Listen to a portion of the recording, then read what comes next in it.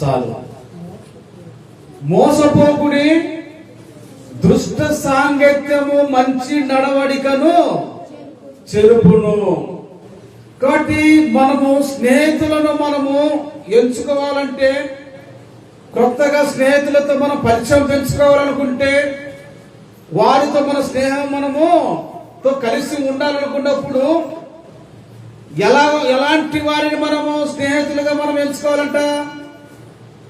మంచి వారిని మనము స్నేహితులుగా ఎంచుకోవాలి. అయితే మనము దుష్ట సాంకేతము మంచి నడవడికను చెరుపును.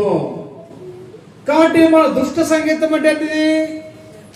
చెడ్డ ఆలోచనలు, చెడ్డ అలవాట్లు, తర్వాత చెడ్డగా జీవించేటువంటి వారిని మనము స్నేహితులుగా మనము ఎంచుకోకూడదు అని అర్థం.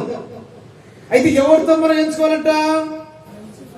మంచి మనసున్న వారిని, ప్రేమించే వారిని, ఆపదలు ఆదుకునే వారిని.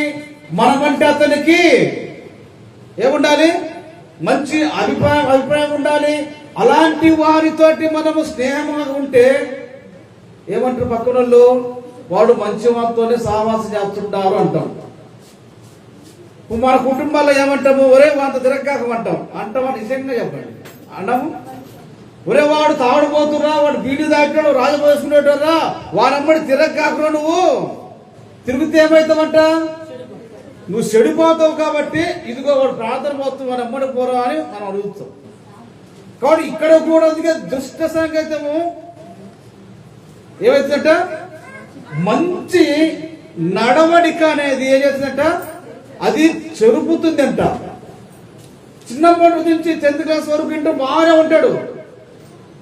ఎప్పుడైతే టౌన్ లో పడతాడో, ఎప్పుడైతే డిగ్రీ చేస్తాడో, ఎప్పుడు ఇంటర్ చేస్తాడో, అప్పుడు వచ్చాయనికి ఇంకా ఏంటి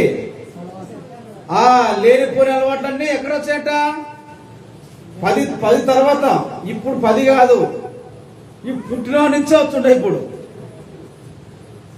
వానికి చిన్నగా 2-3 సంవత్సరాలు వచ్చిన నుంచే వానికి ఇంకా వానికి ఏం వానికి మనం చెప్పని అవసరం లే. అందుకే దుష్ట సాంగత్యము మంచి నడవడికను చెరుపుతుంది. కాబట్టి మనము చేసే స్నేహం ఎలా ఉండాలంట? ఎలా ఉండాలి?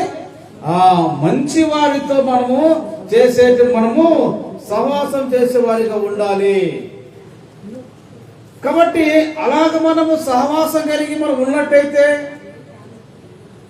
ఏమవుతుంది? చెప్పాలి.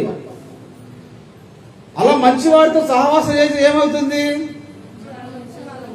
మనము కూడా